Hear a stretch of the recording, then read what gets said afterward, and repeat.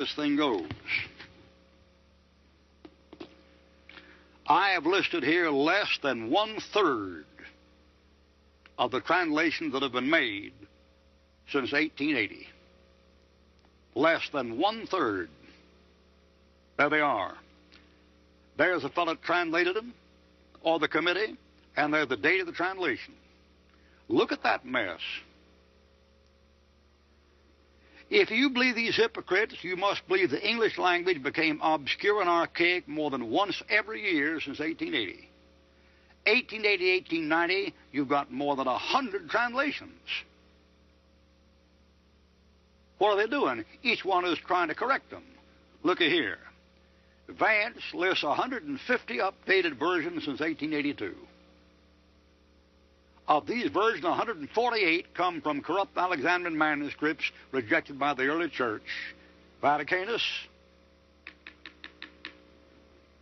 and Sinaiticus.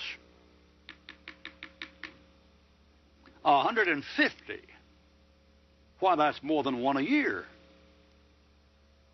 You know what these con men are telling you, suckers? In order to sell you a Bible, they're telling you the English language gets archaic every 10 months. And you believe that? Aren't you something? Romans 16:18. By good words and fair speeches, he says, they deceive the hearts of the simple.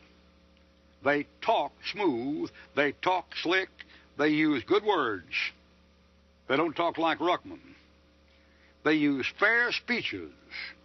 They don't talk like Ruckman. They sell you unadulterated corruption that ought to go into a dumpster.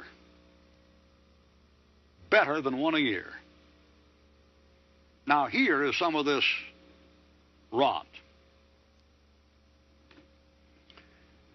This is called the New World Translation.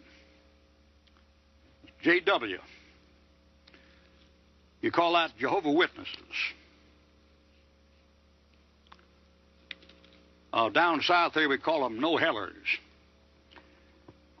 This book here takes out the name of Jehovah from the New Testament and use Jehovah in the Old Testament instead, so you don't get the connection between Jesus Christ as Lord and Jehovah.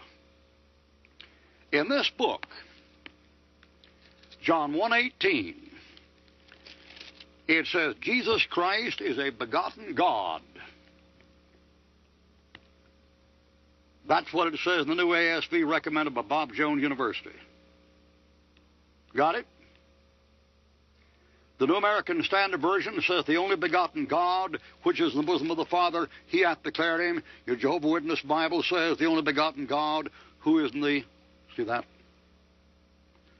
A begotten God and an unbegotten God. Count them. A one, a two.